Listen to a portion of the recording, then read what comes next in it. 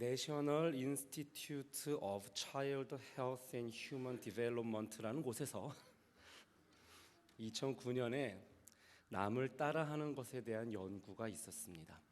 원숭이를 두 그룹으로 나누어서 실험을 했는데, 한 그룹에게는 공을 주면서 그 공을 가지고 원숭이가 하는 행동을 따라했습니다.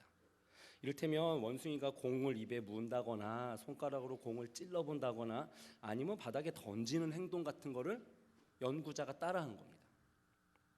다른 그룹에게는 공을 주면서 원숭이가 하는 행동과 전혀 다른 행동을 했습니다. 이를테면 원숭이는 공을 입에 물어보는데 연구자는 그냥 그 공을 바닥에 던져버린다거나 이런 식이죠. 그 후에 이 연구자들이 원숭이의 손에다가 작은 물건을 하나 주고 이것을 다시 가져오도록 명령을 했다고 합니다. 잘하면 간식도 주면서요. 그랬더니 흥미롭게도 연구자가 원숭이의 행동을 그대로 따라했던 이 첫 번째 그룹은 원숭이들이 말을 잘 들어요. 근데 연구자가 원숭이의 행동을 따라해 주지 않았던 이 그룹은 간식을 줘도 말을 안 듣더라는 겁니다. 어쩌면 사람도 좀 비슷하지 않을까요? 사람들은 타인과 같은 일을 하는 것을 좋아하는 것 같습니다. 한번 생각해 보십시오. 여러분은 여러분과 비슷한 사람을 더 편하게 생각하지 않으시나요? 그죠? 이거 본능적인 것 같습니다. 우리는 우리와 비슷한 사람들을 더 좋아하는 경향이 있는 것 같아요. 우리는 우리를 좋아하는 사람과 비슷해지려고 하는 경향도 있는 것 같고요. 아마도 이것은 이 세상을 살아가기 위해서 한 번쯤은 생각해 볼 만한 원칙 같은 것인지도 모르겠습니다. 그런데 저의 질문은 이게 항상 좋은 것일까요? 이겁니다. 그러면 우리는 이 내 주변의 세상과 같아지기 위해서 열심히 노력을 해야 되는 것일까요? 튀지 않기 위해서 애쓰고 물 흐르듯이 부드럽게 섞이기 위해서 노력해야 되는 것이냐는 말입니다. 믿는 사람들로서 우리는 세상에 가득한 믿지 않는 사람들의 사는 방식을 그렇게 따라해도 괜찮을까요? 세상에서 살아야만 하니까 우리 그리스도인들은 이 세상과 그럼 같아져야 할까요? 여러분, 세상의 길을 따라가다 보면 어쩌면 우리는 하나님을 배신하게 될 수도 있습니다. 저 목사는 뭐 이렇게 맨날 극단적이야. 세상의 길을 따라가다 보면 어쩌면 우리는 하나님을 배신하게 될 수도 있습니다. 다시 말하면 여러분이 이 세상 사람들처럼 산다면, 그들이 하는 일을 하고 그들이 보는 것을 보고 그들이 생각하는 방식으로 생각하다가 보면 어느새 하나님을 배반하는 결과를 맞게 될 수도 있습니다. 왜요? 우리가 사는 세상은 천국이 아니니까요. 우리는 이 세상에 살아요. 이 세상은 하나님을 섬기지 않습니다. 이 세상은 하나님을 몰라요. 이 세상 사람들은 각각 자기만의 신을 모시고 삽니다. 자신들의 욕망을 채우기 위해서 우상을 찾습니다. 돈, 명예, 성, 유흥, 마음의 평정, 대중매체, 권력 등등 여러 가지가 현대의 우상이 되었습니다. 여러분, 우상이라는 것은요, 사람들이 자기의 욕망을 채우는 방법입니다. 혹시나 여러분들의 관심사는 무엇인가요? 그 관심사가 하나님을 바라보는 것을 방해하지는 않는가요? 혹시 그렇다면 조심해야 합니다. 우리는 이 세상에서 하나님을 섬기는 사람들입니다. 하나님을 모르는 사람들이 사는 방식은 어쩌면 하나님을 거부하고 하나님을 거역하는 것일 수도 있습니다. 주의가 필요합니다. 세상의 길을 따라가다가 보면 자칫 하나님을 배신하기까지 할 수도 있습니다. 그러므로 여러분, 결단이 필요합니다. 세상에서 이 만나는 사람들과 똑같이 살아갈 것인가, 아니면 그들과 무언가는 다르게 살아갈 것인가를 결심해야 합니다. 우리는 하나님의 뜻을 따라서 세상에 나가서 살아야 하지만 그렇다고 이 세상과 똑같이 살 수는 없는 사람들입니다. 우리 그리스도인들은 세상의 길을 따라 그들과 같이 살 수는 없다는 말입니다. 물론 세상은 아주 매력적입니다. 굳이 말이 필요 없죠. 좋은 게 얼마나 많아요. 재미있고 가지고 싶은 것도 얼마나 많습니까? 돈 좋지요. 스마트폰을 비롯한 이 기술의 발전은 놀랍습니다. 유흥과 쾌락은 사람을 빠져들게 만듭니다. 영화요, 아주 그냥 눈이 뒤집어집니다. 인정할 건 인정해야죠. 세상은 정말 매력적입니다. 교회 밖에 나가면 쿨하고 쌈박한 것들이 아주 넘쳐납니다. 어떤 사람들은요, 교회에는 와야 되니까 옵니다. 여기는 그런 분 안 계시지요? 교회에는 꼭 와야 되니까 오는 분들이 있습니다. 누가 오게 만들어서. 그렇죠? 그런데 이 세상의 즐거움은 억지로 누리는 사람이 없습니다. 자발적으로 자기가 하고 싶어서 따라갑니다. 무슨 말이냐? 하나님의 사람으로 산다는 것이 꽤나 어려운 결정이라는 얘기입니다. 다른 말로 세상을 선택하는 것이 훨씬 더 쉬운 결정이라는 얘기입니다. 그렇지만 우리에게는 이 세상의 길을 거절해야 할 때가 있습니다. 하나님 나라의 길을 따라가는 선택을 하시기를 바랍니다. 알죠? 어려운 선택입니다. 그러나 가치 있는 선택입니다. 세상에 사는 방식을 따라가다 보면 우리는 어쩌다가 하나님을 배반하게 될 수도 있기 때문입니다. 오늘의 본문이 보여주는 것이 바로 이겁니다. 이스라엘 백성들이 가나안 땅에 삽니다. 그런데 이 주변에 하나님을 섬기지 않는 백성이 살아요. 왜요? 우리 전에 본 적이 있습니다. 다 못 쫓아내서요. 하나님의 미션에 실패해서지요. 그러자 하나님께서 가나안 백성들을 남겨두셔서 이스라엘을 시험하기로 하셨습니다. 기억이 나실 겁니다.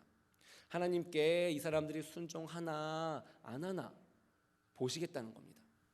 5절을 보십시오. 그러므로 이스라엘 자손은 가나안 족속과 헷 족속과 아모리 족속과 브리스 족속과 히위 족속과 여부스 족속 가운데 거주하면서 이 모든 족속들이 하나님을 모르는 백성들입니다.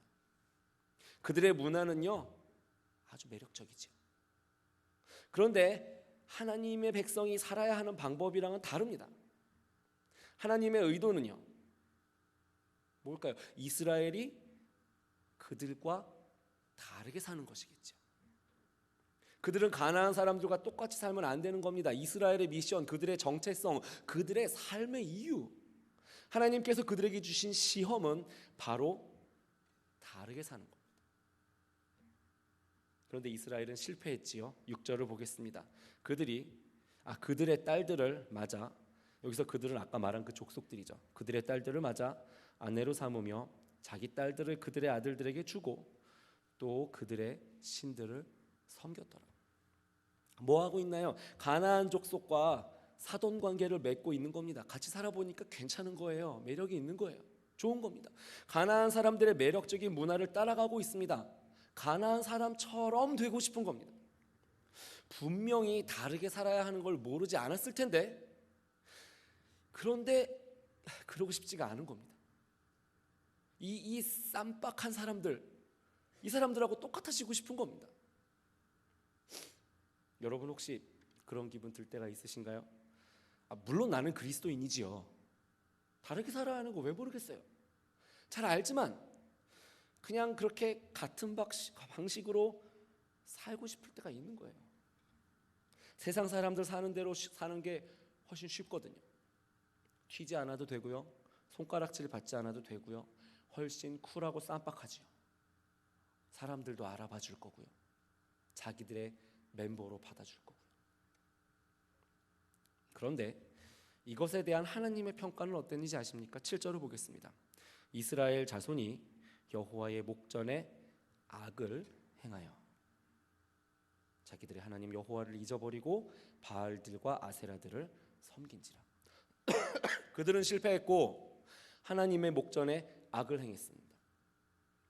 아마도 처음부터 하나님의 말씀을 어기려고 한 건 아니었을 겁니다. 그냥 이웃에 이 이방인들하고 비슷하게 살아가기를 원했을 뿐이죠. 이 쿨한 사람들, 쌈박한 사람들하고 조금 보조를 맞춰주기를 원했을 뿐입니다. 그러다 보니 결국은 하나님을 잊어버리고 그들 역시도 우상 숭배를 하고 있게 되었습니다. 그러므로 여러분 체크해 보셔야 됩니다. 우리가 이 주변의 세상 사람들처럼 살고 싶고 또 그들이 하는 일을 하고 그들이 보는 것을 보고 싶고 그들이 생각하는 대로 생각하다가 보면은요, 결국 우리는 하나님을 떠날 수도 있습니다. 기억하시기 바랍니다. 세상의 길을 따라가다가 보면 우리는 어쩌면 하나님을 배반하게 될지도 모릅니다. 그래요. 세상과 똑같아지려고 하면 우리는 하나님을 떠나게 될 수도 있어요. 그러면 결과는요? 세상의 길을 따라서 이 하나님을 떠나게 되면 어떻게 되나요? 우리 굳이 꼭 하나님 편에 꼭 붙어 있어야 될까요? 네. 하나님을 떠나면 대가로 벌이 있거든요. 세상과 같아지려고 세상의 길을 가다가 하나님을 떠나게 되면 그에 따른 벌이 있습니다. 무슨 벌이요? 그거야 상황에 따라 다르겠죠. 그렇지만 원인이 있으면 결과가 있는 겁니다. 우리는 하나님의 시험 가운데 있다고 했지요. 세상이, 또 이 세상의 사람들이 우리에게는 시험인 겁니다. 패스하면, 우리가 이 시험 패스하면 하나님 우리를 영화롭게 하실 것이고 상급을 얻을 겁니다. 근데 만약에 실패하면요, 하나님은 살아계신 하나님이시죠. 하나님은 두 눈 똑바로 뜨고 계신 하나님이시라는 말입니다. 하나님을 배신하고 떠났는데도 괜찮아 하실 분은 아닙니다. 오히려 하나님은 정의의 하나님이십니다. 공평과 정의의 하나님이시죠. 잘못하면 처벌을 하셔야 되는 분입니다. 삶의 어려움이 찾아왔을 때에 혹시 하면서 나의 모습을 하나님의 말씀에 비춰보는 것은 그래서 필요합니다. 물론 모든 어려움이 하나님의 징계인 것은 아닙니다. 많은 경우에 왜 고난이 찾아오는지는 알아내기가 어렵습니다. 욥 생각해 보십시오. 욥 왜 고난을 당했나요? 욥의 입장에서 생각해 보면 하나님께서 그냥 고난을 허락하신 거잖아요. 도대체 내가 왜 고난을 당하는지 몰라요. 어떤 때는 아무런 이유가 없는데, 잘못도 없는데 고난이 찾아오기도 합니다. 욥의 친구들은 욥이 뭔가를 잘못했을 거라고 넘겨 짚었었지만 사실은 아니었죠. 오히려 남의 불행을 보면서 쟤 또 뭘 잘못했을까 이러면서 정죄하려고 했더니 욥의 친구들을 하나님께 꾸지람을 듣고 그리고 회개를 해야 했습니다. 그러니까요, 우리는 누가 고난당하는 것을 보면 이걸 무조건 판단하고 정죄하려고 들면 안 됩니다. 왜? 우리는 모르니까요. 이 고통의 의미가 무엇인지 우리는 몰라요. 저 사람이 왜 고통을 당하는지 우리는 몰라요. 그러나 우리의 죄가 하나님의 징계의 여러 가지 이유들 중에 하나라는 사실은 변하지 않습니다. 여러분, 이렇게 하시면 좋겠습니다. 남에게 생긴 문제에 대해서는 좀 조심스럽게 접근하시는 게 좋겠고요. 나에게 어려움이 찾아왔을 때는 가장 먼저 말씀을 펼쳐들고 나를 돌아보는 것이 좋겠습니다. 왜냐? 하나님은 우리 죄를 그냥 넘기지 않으시기 때문입니다. 아무튼 이스라엘의 경우에는 이 고난이 죄로 인한 것이 맞았습니다. 그랬지요? 8절을 보겠습니다. 여호와께서 이스라엘에게 진노하사 그들을 메소포타미아 왕 구산 리사다임의 손에 파셨으므로 이스라엘 자손이 구산 리사다임을 8년 동안 섬겼더니, 무슨 일인가요? 가나안 사람들하고 똑같이 살려고 하다 보니까요, 그들의 우상도 섬기게 되었습니다. 그리고 이제 하나님께서 그들을 벌하시지요. 어떻게요? 메소포타미아 사람들이 쳐들어옵니다. 구산 리사다임이라는 사람이 적장이었습니다. 이 리사다임이라는 말은요, 히브리어로 하면 두 배로 악하다 이 뜻입니다. 라샤가 악한 건데 다임 그러면 두 개예요. 그래서 두 배로 악한 겁니다. 하나님, 그래서 이 사람 이름은 다시 말하면 뭐냐? 따블로 악한 구산 이겁니다.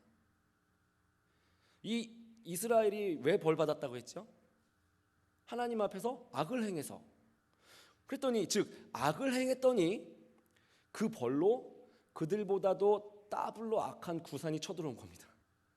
내가 잘못했더니 더 나쁜 애가 나를 쳐들어왔어요. 하나님께서 왜 이 이스라엘의 악을 벌하시기 위해서 더 악한 사람을 보내셨을까요? 이상하잖아요. 철수가 뭘 잘못해가지고 영수랑 한바탕 싸웠는데 선생님이 철수는 내버려두고 영수만 막 잡은 거랑 비슷하잖아요. 불공평하잖아요. 왜 공평하신 하나님께서 나쁜 놈을 시켜서 자기 백성을 벌하시냐는 말입니다. 그것은요, 하나님께서 이스라엘을 더 아끼시기 때문입니다. 무슨 말이냐고요? 이스라엘은 하나님의 백성이니까요. 메소포타미아 사람들은요? 구산 리사다임은요? 아니었죠. 저는 보통 애들에게 관대한 편입니다. 별로 신경 안 써요. 저한테 뭐라 해도. 그렇지만 저희 집 애들에게는 굉장히 엄격합니다. 왜요? 제 애들이니까요. 얘들을 훨씬 더 아끼거든요. 다른 집 애들보다. 얘들은 좀 착하다 이런 말도 좀 들으면 좋겠으니까요. 교회에서 누구나 막 다 잘해준다고 해서 우리 애들이 스포일되지 않고 예의 바르고 친절한 그런 아이들이 되기를 바라니까요. 그러니까 저희 애들이 뭘 잘못하면 저는 되게 무섭습니다. 왜요? 사랑해서 그런 겁니다. 그렇죠? 하나님께서 이 심지어 더블로 악한 구산을 사용하셔서 이스라엘을 벌하시는 것은요 다른 거 아닙니다. 사랑하셔서 그런 겁니다. 이스라엘이 하나님의 백성이니까요. 언약 관계로 묶여 있으니까요. 이 더블로 악한 구산이요 얘는 조금 있다가 벌 줘도 괜찮습니다. 왜요? 이스라엘이 먼저예요. 어떨 때 보면 우리가 보기에 나쁜 사람들이 벌을 충분히 받지 않는 것처럼 보일 때가 있습니다. 특히 부자들, 권력자들, 유명한 사람들은 벌을 잘 안 받는 것 같이 느껴지는 경우가 많습니다. 나는 사소한 잘못만 해도 하나님께서 나를 치시는 것 같은데 말이죠. 그런데 이상하게 소위 잘 나가는 사람들은 하나님이 벌을 안 주시는 것 같아요. 여러분 왜 그런 건지 아시겠어요? 하나님이 우리를 징계하시는 것은 우리가 믿는 사람이라서 그렇습니다. 우리가 그 하나님의 자녀들이라서 그렇습니다. 심지어 우리를 벌하시려고 이 나쁜 사람을 데려다 쓰실 수도 있습니다. 그래서 여러분 고난이 닥쳐오면 남에게 말고 나에게 고난이 닥쳐오면 스스로를 겸손함으로 돌아보시기를 바랍니다. 우리를 사랑하시는 하나님은 우리를 사랑하시기 때문에 더 엄격하게 벌하실 수도 있습니다. 그러니까 사랑하시는 거니까 벌하시는 거다. 오케이, 그렇다고 해봐요. 실제로 내가 뭔가를 하나님 앞에 잘못했고 그래서 하나님께서 나를 벌하신다고 해보자는 겁니다. 그럼 어떻게 해야 되나요? 하나님이 주시는 시련이니까 하나님께서 주신 건데 그냥 포기하고 이 시련을 그냥 온몸으로 다 받아야 될까요? 내가 잘못했으니까 내가 그냥 참아요? 나를 사랑하시는 하나님이시라면서 그러면 내가 그 고통을 당할 때 하나님은 그러면 뭐 하고 계신가요? 하나님께서 주시는 징계를 만났을 때에 우리는 어떻게 하면 좋을까요? 이 질문입니다. 여러분 우리가 실패해도 즉 우리가 하나님께 잘못을 해도 우리가 하나님께 부르짖는다면 우리를 도우실 것입니다. 무슨 말이냐? 우리가 하나님께 징계를 받고 있을 때에도 하나님께서는 그 백성의 부르짖음에 귀를 기울이시고 응답하실 것이라는 얘기입니다. 다시 말씀드립니다. 우리가 하나님께 징계를 받고 있을 때라도 하나님께서는 그의 백성의 부르짖음에 응답하십니다. 내가 뭔가 하나님께 잘못을 했어요. 그래서 하나님께서 징계를 하세요. 그리고 그게 끝, 이게 아니란 얘기입니다. 이걸 아셔야 됩니다. 하나님의 징계는 그 자체로 궁극적인 목적이 아닙니다. 벌 주는 게 목적이라면, 단지 벌 주는 게 목적이라면요, 그건 세디스트지요. 우리 하나님 그런 분 아닙니다. 하나님은 사랑의 아버지십니다. 하나님께서 주시는 징계의 목적은요, 우리로 하여금 회개하게 하시는 겁니다. 우리가 뭔가를 잘못해서 고난 가운데 있다면 이놈 잘못했으니까 벌이나 실컷 받아라, 이런 것만 원하실 것 같으세요? 아닙니다.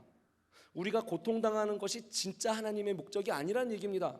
하나님은 우리가 하나님을 그만 배반하기를 원하시는 겁니다. 우리가 회개하기를 기다리시는 겁니다. 회개할 사람은요, 생각도 안 하고 있는데 벌써부터 용서해 줄 준비부터 하고 계시는 분이 그분이 하나님이라는 말입니다. 탕자의 아버지처럼요. 그러므로 여러분, 고난이 찾아올 때에 우선 나에게 잘못은 없는지를 먼저 돌아보시기를 바랍니다. 그리고 그 다음 스텝은요, 하나님을 부르는 겁니다. 바로 기도죠. 뭔가를 잘못했다면 회개의 기도로 나아가야 할 것입니다. 왜 이런 고난이 찾아왔는지 나는 도저히 모르겠다면, 나는 잘못한 게 없는 것 같다면, 그럼 하나님께서 왜 이런 고난을 허락하셨는지를 물어보는 기도를 해야 될 겁니다. 그리고 이거 중요하죠. 하나님께 도움을 구해야 합니다.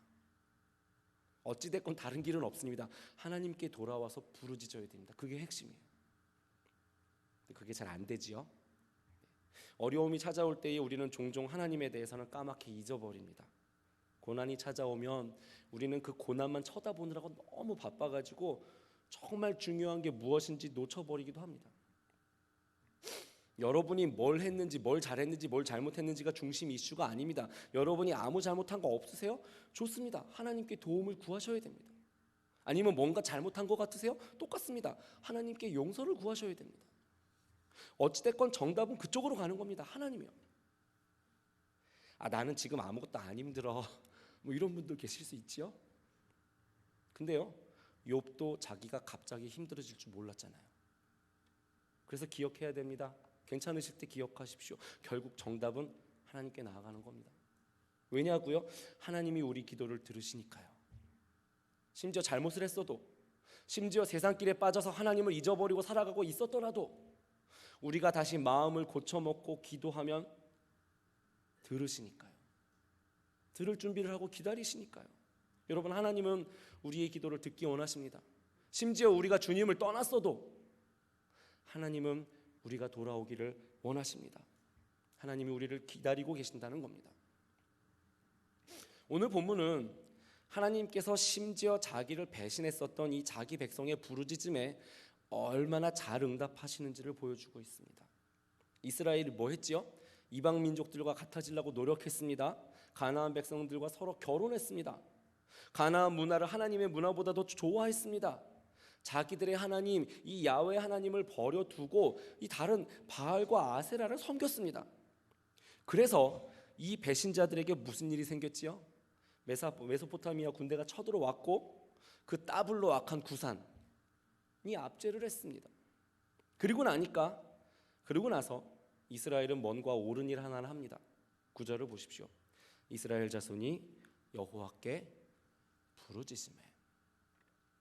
그들은 하나님께 부르짖었습니다. 그들은 하나님께 돌아왔다는 얘기입니다. 그랬더니 하나님 반응이 어떠셨나요? 9절을 다시 보겠습니다. 이스라엘 자손이 여호와께 부르짖으매 여호와께서 이스라엘 자손을 위하여 한 구원자를 세워 그들을 구원하게 하시니 그는 곧 갈렙의 아후 그나스의 아들 온니엘이라. 보세요. 이스라엘은 배신자들이잖아요. 그죠? 이 배신자들은 하나님께 등을 돌리고 떠났던 놈들이란 말입니다. 그런데 이들이 부르짖으니까 하나님께서 즉각적으로 반응을 하시더라는 말입니다. 그리고 즉각적으로 구원자를 바로 보내주시더란 말입니다. 이 사람들이요, 지금 우상 숭배 때문에 고난을 당하고 있었단 말입니다. 하나님 버리고 떠났기 때문에 벌받고 있었단 말입니다. 그런데 그들이 부르짖으니까 하나님께서 문제를 바로 해결하시더라는 말입니다. 그냥 곧바로요. 10절을 보십시오. 여호와의 영이 그에게 임하셨으므로, 이 온니엘을 얘기하는 겁니다. 그가 이스라엘의 사사가 되어 나가서 싸울 때에 여호와께서 메소포타미아 왕 구산 리사다임을 그의 손에 넘겨주심에 온니엘이 손이 구산 리사다임을 이기니라. 온니엘이 이길 수 있었던 것은 이유가 딱 하나입니다. 말씀을 보니까 뭐죠? 여호와의 영이 임했기 때문입니다. 하나님의 영이 이기게 하시고 하나님의 영이 승리를 주셨다는 겁니다. 누구를 위해서요? 배신자들, 이 이스라엘을 위해서요. 아시겠죠, 여러분? 형벌을 주는 것 자체가 하나님의 목적이 아니라는 겁니다. 자비로우신 우리의 하늘 아버지는 자기 백성을, 자기 자녀들을 용서하기를 훨씬 더 원하신다는 겁니다. 이 죄인들이, 이 폐장병 같은 찌질이들이, 이 배신자들이 당신의 품으로 돌아오기만을 기다리고 계신다는 겁니다. 살다가 보면요, 문득 돌아보면 내가 부쩍 하나님과 멀게 느껴질 때가 있지요. 그렇죠? 하나님께 돌아가기만 하면 됩니다. 그분이 기다리고 계시거든요. 설령 여러분이 이 하나님의 징계 가운데 있다고 하더라도 하나님은요, 벌써부터 용서하시고 도와주시고 고난으로부터 이끌어줄 준비를 다 하고 기다리시는 분이라는 겁니다. 여러분, 이건 믿으시기를 바랍니다.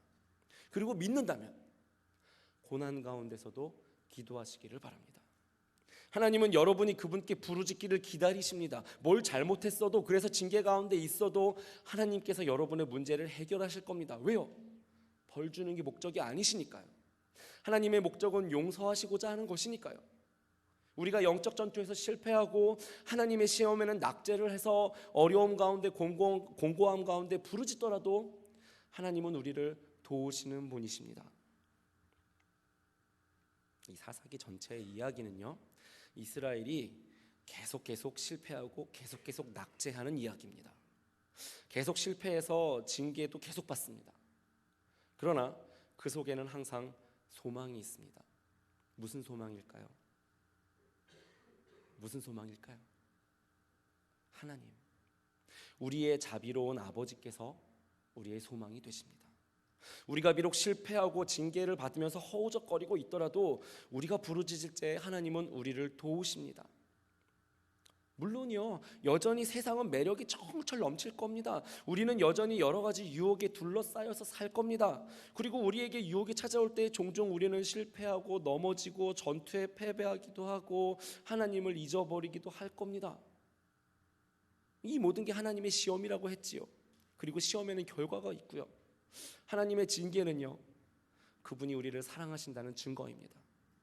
그러므로 여러분, 고난이 닥쳐올 때에 하나님께로 돌이키시기를 바랍니다. 하나님은 우리의 자비로운 아버지십니다. 우리의 문제를 해결하실 것입니다. 우리가 실패하여 부르짖고 있을 때에도 하나님은 우리를 도우실 것입니다. 다시 말씀드립니다. 우리가 실패해서 부르짖고 있을 때에도 하나님은 우리를 도우실 것입니다. 함께 기도하겠습니다. 살아계신 아버지 하나님, 세상 가운데 그들과 똑같아지기 위하여 애쓰고 노력하고 하나님을 잊어버리고 실패하고 유혹에 넘어가고 하나님, 이 모든 일들로 하여금 우리가 주님으로부터 떠나 있을 때에, 우리가 실패한 가운데 또한 고난 가운데 주님 앞에 부르짖을 때에 하나님, 용서하기 위하여 기다리고 계시는 주님을 기억하고 주님을 신뢰합니다. 우리의 삶 가운데 그 주님을 붙들게 하여 주시고 그 주님만이 우리의 소망 되심을 믿음으로 살아갈 수 있게 하여 주시옵소서. 감사드리며 예수님의 이름으로 기도합니다.